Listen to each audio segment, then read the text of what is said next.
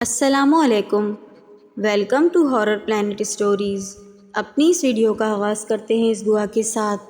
اے رب کائنات، ہم سب کی دنیا اور آخرت بہتر فرما اور اپنے لامحدود خزانوں سے ہمیں رزق حلال، صحت، طویل عمر، خوشیاں اور کامیابیاں عطا فرما، آمین ثم آمین۔ شروع کرتے ہیں آج کی اپنی ایسی ایک خوفناک کہانی جسے سن کر آپ کے رونگٹے کھڑے ہو جائیں گے۔ سردیوں کی شام تھی، میں کام سے فارغ ہو کر واپس اپنے مکان کی طرف روانہ تھا۔ مکان کیا، ایک کمرہ اور واش روم۔ مجھے اس شہر میں تقریباً سال ہونے کو تھا۔ اب تک کچھ ہمسایوں یا پھر کتاب گھر کے مالک ہارون صاحب سے ہی جان پہچان تھی۔ میں ہر ہفتے کتاب گھر سے ایک کتاب خرید کے لے جاتا، اس لیے ہارون صاحب مجھے اور میری پسند کو اچھی طرح جان چکے تھے۔ آج ہفتہ تھا، اسی لیے میں دکان پر رکا۔ ہارون صاحب مجھے دیکھ کر مسکرائے۔ دعا سلام کے بعد انہوں نے بڑے رازدانہ انداز میں کہا، شامی صاحب، آج نئی کھیپ منگوائی ہے۔ کاٹ چھانٹ کے دوران سرخ رنگ کی ایک بالکل نئی کتاب سامنے آئی ہے۔ عام طور پر تو صرف وہی کتابیں آتی ہیں جو میں منگواتا ہوں، مگر شاید یہ غلطی سے آ گئی ہے، اس لیے میں نے آپ کے لیے رکھ دی، کیونکہ میں جانتا ہوں کہ آپ منفرد کتابیں پڑھنے کے شوقین ہیں۔ میں نے غور سے ہارون صاحب کی بات سننے کے بعد کہا، چلیں ذرا دکھائیے گا وہ کتاب۔ ہارون صاحب نے کاؤنٹر کے نیچے رکھی کتاب اٹھائی اور مجھے پکڑا دی۔ کتاب کا کور سرخ تھا، مگر اس کے اوپر کوئی عنوان نہ تھا، اور آنکھ پلٹے تو پہلے صفحے پر ہی 7 کہانیاں لکھا ہوا تھا۔ یہ عنوان پڑھتے ہی میں نے ہارون صاحب سے قیمت پوچھی۔ انہوں نے کتاب پر لکھی گئی قیمت جو کچھ کم کر کے مجھ سے وصول کی۔ انہیں الوداع کہہ کر میں باہر آ گیا۔ اب تقریباً ہی رات ہو چکی تھی۔ کچھ وہ شہر قصبہ نما تھا اور سردی کی وجہ سے راستے سنسان تھے۔ جب میں دکان میں داخل ہوا تو مطلع صاف تھا۔ حیرت انگیز طور پر جب باہر نکلا تو آسمان گہرے بادلوں کی لپیٹ میں آ چکا تھا، جو کہ زور و شور سے گرج نہیں بلکہ دھاڑ رہے تھے۔ بارش کے ڈر سے میں نے اپنی رفتار بڑھا دی۔ جیسے ہی میں مکان کی دہلیز پر پہنچا، بارش شروع ہو گئی۔ وہ کتاب ہاتھ میں پکڑے جوں ہی میں کمرے میں داخل ہوا، سامنے عجیب منظر تھا۔ ایسا منظر جیسے کمرے میں ہی کوئی بھیانک طوفان آ گیا ہو۔ سارا کمرہ گرد سے اٹا ہوا، الماری کھلی ہوئی، کتابیں فرش پر اور فرنیچر ادھر ادھر بکھرا پڑا تھا۔ خوف کی ایک لہر میرے جسم میں دوڑ گئی۔ خیر ہمت کی اور کافی وقت لگا کر کمرے کی حالت درست کی۔ اب میں تھک چکا تھا۔ جیسے ہی میں بیڈ پر لیٹا، نیند نے آ لیا۔ آدھی رات کے وقت دروازے پر زوردار دستک سے آنکھ کھلی۔ میں حیران پریشان جب دروازے پر پہنچا تو کوئی نہ تھا۔ واپس آ کے ابھی لیٹا ہی تھا کہ دوبارہ دستک ہوئی۔ اب کے غصے کی حالت میں دروازہ کھولا تو سامنے مکروہ شکل کی ایک بڑھیا تھی۔ اس نے سفید رنگ کا میلا سا لباس پہنا ہوا تھا، بال گرد سے اٹے ہوئے تھے۔ مجھے دیکھتے ہی بولی، تم نے وہ کتاب لے کر اچھا نہیں کیا۔ یہ کہتے ہی وہ پلٹی اور اس سے پہلے کہ میں کچھ بولتا، آن کی آن میں نظروں سے اوجھل ہو گئی۔ میں حیرت کے سمندر میں غوطہ زن اپنی جگہ کچھ دیر کھڑا رہا، پھر جب حواس بحال ہوئے تو آسمان کی طرف دیکھا۔ بارش رک چکی تھی، مگر بادل اب بھی باقی تھے۔ کمرے میں واپس آ کر میں نے سگریٹ سلگائی اور اس بڑھیا کے بارے میں سوچنے لگا۔ اسے کس نے بتایا کہ میں نے یہ کتاب لی، اور کتاب کے ساتھ اس کا کیا تعلق تھا؟ یہ سوچتے ہوئے میں نے وہ کتاب اٹھائی اور آنکھ پلٹے۔ عنوان کے مطابق کتاب میں 7 کہانیاں تھیں۔ کتاب کے اوراق بہترین اور بالکل نئے معلوم ہوتے تھے، جیسے آج ہی پبلش ہوئی ہو۔ خیر، میں پہلی کہانی پر پہنچا تو اوپر اس کا ٹائٹل لکھا ہوا تھا، قانون فطرت۔ میں نے کہانی پڑھنا شروع کی۔ میرا نام مہرین ہے۔ اتنا ہی پڑھا تھا کہ مجھے لگا جیسے کوئی نسوانی آواز میرے کانوں میں پڑی۔ میں نے چونک کر سامنے دیکھا تو میرے تو ہوش ہی اڑ گئے۔ سامنے کرسی پر ایک مناسب قد کی خوبصورت لڑکی بیٹھی تھی۔ اس نے سرخ لباس زیب تن کیا ہوا تھا، آنکھیں سبز، گہرے بھورے بال جو کمر تک جا رہے تھے اور سانولا رنگ۔ میں ایک لمحے کو سکتے میں آ گیا۔ کون ہیں آپ اور کمرے تک کیسے پہنچی؟ میں نے بوکھلا کر کہا۔ میں ایک ملٹی نیشنل کمپنی میں اچھی پوسٹ پر تھی، اس نے میرے سوال کو نظر انداز کرتے ہوئے کہا۔ میں پوچھتا ہوں کون ہیں آپ، کون ہیں؟ میں اچھل کر کھڑا ہو گیا۔ اس دن زیادہ کام کیا تھا، اس لیے مجھے آفس میں دیر ہو گئی۔ رات کے اندھیرے دن کے اجالوں کو اپنی لپیٹ میں لے چکے تھے، باقی تمام کولیگز اور ملازم جا چکے تھے۔ اس کی آواز میں ایک عجیب سی پراسراریت اور گونج تھی۔ اب مجھے اس سے خوف آنے لگا۔ میں کہتا ہوں چلی جائیں آپ یہاں سے، اب کی بار اپنی طرف سے میں نے غصے میں کہا، مگر اس نے مجھے پھر نظر انداز کرتے ہوئے اپنی بات کو جاری رکھا۔ میں اپنا کام مکمل کر کے تھوڑی دیر سستانے کے لیے ادھر ہی بیٹھ گئی۔ اب مجھے کچھ سمجھ آنے لگا۔ اس کہانی کا مرکزی کردار خود میرے سامنے تھا۔ جب میں بولتا تو وہ خاموش ہو جاتی، مگر مجھے جواب دینے یا مجھ سے بات کرنے سے قاصر تھی۔ وہ تو محض اپنی کہانی سنانے کے لیے آئی تھی۔ یہ جان کر کہ اب میری کسی بات کا اس پر اثر نہ ہوگا، میں خوفزدہ چپ چاپ واپس اپنی جگہ پر بیٹھ گیا۔ وہ بدستور ایک روبوٹ کی طرح بغیر پلکیں جھپکائے مجھے گھورے جا رہی تھی۔ اس قدر سردی میں بھی میرے پسینے چھوٹ رہے تھے۔ اس نے اپنی کہانی جاری رکھتے ہوئے کہا، ابھی مجھے بیٹھے کچھ وقت ہی ہوا تھا کہ مجھے کسی بھاری بھرکم چیز کے گھسیٹنے کی آواز سنائی دی۔ میں نے ڈر کر پیچھے دیکھا تو کچھ بھی نہ تھا۔ میں نے اپنا دھیان بٹانے کے لیے موبائل اٹھا لیا، بیگ سے ہینڈ فری نکالا۔ جیسے ہی ہینڈ فری موبائل میں لگانے لگی، کسی نے میرے ہاتھ سے ہینڈ فری چھینا اور دور پھینک دیا۔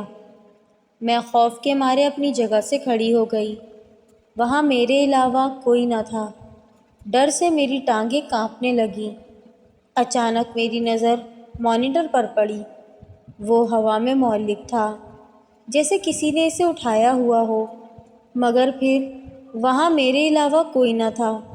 مانیٹر تھوڑی دیر یوں ہی ہوا میں معلق رہا، پھر ایک جھٹکے سے نیچے گرا۔ میں زور سے چلائی، پوچھا کہ کون ہے، مگر کوئی جواب نہ ملا۔ میں دروازے کی جانب بھاگی، مگر کسی نادیدہ قوت نے اٹھا کر مجھے فرش پر پٹکا۔ میں پیٹھ کے بل نیچے گری۔ میری گردن اور کمر میں شدید درد شروع ہو گیا، مگر اس وقت مجھے درد کی پرواہ نہیں تھی۔ میں ہمت کر کے اپنے پیروں پر کھڑی ہوئی۔ اس بار ایک زوردار دھچکا لگا اور ایک بار پھر میں زمین پر آ گری۔ اب کہ میں نے چلانا شروع کر دیا، مگر وہاں بظاہر ایسا کوئی نہ تھا جو میری چیخیں سنتا۔ ادھر میں چلاتی جاتی، ادھر وہ نادیدہ قوت آفس کا سارا سامان ادھر ادھر پھینکتی جاتی، جیسے مجھے چپ رہنے کا اشارہ دے رہی ہو۔ وہ جو چیز تھی شدید غصے میں لگ رہی تھی، اسی لیے میں نے چپ رہنے میں ہی عافیت جانی۔ میری چپ کے ساتھ ہی آفس میں سناٹا چھا گیا۔ یہ سناٹا جب تھوڑی دیر ویسے ہی رہا تو یہ سمجھ کر وہ مخلوق جا چکی ہے، میں نے دوبارہ اٹھنے کی کوشش کی۔ جیسے ہی میں لڑکھڑاتے ہوئے اپنے قدموں پر کھڑی ہوئی، مجھے ایسے لگا جیسے میری داہنی ٹانگ جسم سے الگ ہو چکی ہے۔ سکتے کے عالم میں نے اپنی ٹانگ کی طرف دیکھا۔ ایک خاردار تار میری ٹانگ سے جکڑی ہوئی تھی، جس کا دوسرا سرا چند فٹ کے فاصلے پر ہوا میں معلق تھا۔ تار کے کانٹے میری ٹانگ میں پیوست تھے، جیسے گوشت کو چیرتے ہوئے ہڈیوں تک جا پہنچے تھے۔ خون کی دھاریں میری ٹانگ سے نکل کر پاؤں اور فرش کو سرخ کیے جا رہی تھیں۔ میں ایک جھٹکے سے نیچے گری۔ درد کی وہ شدت ناقابل بیان تھی۔ میں نے چیخ چیخ کر رونا شروع کر دیا۔ تھوڑی دیر میں یوں ہی روتی رہی، پھر اچانک اس تار میں تناؤ بڑھنا شروع ہوا۔ تناؤ کے ساتھ ہی میری ٹانگ بھی کھینچی چلی جا رہی تھی اور پھر میرا جسم بھی گھسیٹا جانے لگا۔ وہ تار مجھے ساتھ گھسیٹتے ہوئے سیڑھیوں کی جانب بڑھ رہی تھی۔ میں نے اس کی کہانی سنتے ہوئے اس کی ٹانگ کی طرف دیکھا تو خوف کے مارے میری آنکھیں پھیل گئیں۔ اس کی ٹانگ سے تازہ خون بہہ رہا تھا۔ ایک لمحے کو میں کانپ اٹھا۔ وہ قوت اسی طرح گھسیٹتے ہوئے مجھے سیڑھیوں تک لے گئی۔ میں نے اپنی تمام تر طاقت سے سیڑھیوں کا جنگلہ پکڑنے کی کوشش کی مگر ناکام رہی۔ میرا جسم سیڑھیوں پر لڑھکتا گیا۔ مجھے اپنی ہڈیاں چٹکتی ہوئی محسوس ہونے لگیں۔ بار بار سیڑھیوں سے ٹکرانے کے باعث میرے سر سے بھی خون بہنے لگا۔ اب کی تکلیف کے آثار اس کے چہرے پر نمایاں ہونے لگے۔ جیسے جیسے وہ کہانی سناتی جا رہی تھی اس کے سر سے بھی خون کی دھاریں بہتی جا رہی تھیں۔ میری حالت ایسی تھی کہ کاٹو تو خون نہیں۔ اس لڑکی نے اپنی کہانی جاری رکھتے ہوئے کہا، وہ نادیدہ قوت مجھے اسی طرح گھسیٹتے ہوئے تہہ خانے تک لے گئی۔ اب تک میری حالت غیر ہو چکی تھی۔ خاردار تار کے کانٹے میری ٹانگ کو تقریباً ناکارہ بنا چکے تھے۔ سر سے بہنے والا خون مجھے لاغر کر چکا تھا۔ اس قوت نے مجھے تہہ خانے کی دیوار کے ساتھ لگایا، پھر سناٹا چھا گیا۔ تہہ خانے کے بلب کی مدھم سی روشنی ماحول کو مزید خوفناک بنا رہی تھی۔ کون ہو تم آخر؟ کیا چاہتے ہو؟ میں زور سے چلائی۔ جواب ندارد۔ پھر ایک دم شور سا اٹھا۔ میں نے سر اٹھا کر دیکھا تو ڈرل مشین تھی جو بظاہر خود بخود ہوا میں تیرتی میری طرف بڑھ رہی تھی۔ خوف زدہ میں دیوار کے سہارے کھڑی ہونے کی کوشش کرنے لگی مگر زخمی ٹانگ میں اٹھنے والی درد کی شدید لہر نے میری یہ کوشش ناکام بنا دی۔ ڈرل مشین اب میری دوسری ٹانگ کے بہت قریب پہنچ چکی تھی۔ میں چلانا چاہتی تھی مگر میری آواز حلق میں ہی دب کر رہ گئی۔ میں نے سختی سے اپنی آنکھیں بند کر کے چہرہ دوسری طرف کر لیا۔ اس کے چہرے پر خوف کے ساتھ ساتھ آواز میں بھی لرزش پیدا ہونے لگی۔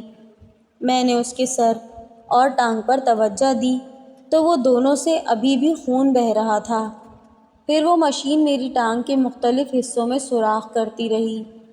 خون کے فوارے نکلتے گئے۔ وہ درد شاید کبھی کسی نے محسوس نہ کیا ہو۔ میرے منہ سے بس کراہنے کی آواز ہی نکل پائی۔ اب کہ میں نے چونک کر اس کی دوسری ٹانگ دیکھی۔ ٹانگ کے اوپر کپڑے میں 5-6 سوراخ ظاہر ہونے لگے اور خون۔ میں اس پر بیتنے والا ایک ایک پل دیکھ رہا تھا، سامنے اپنی آنکھوں سے سب کچھ۔ میرا دل تو بیٹھا جا رہا تھا۔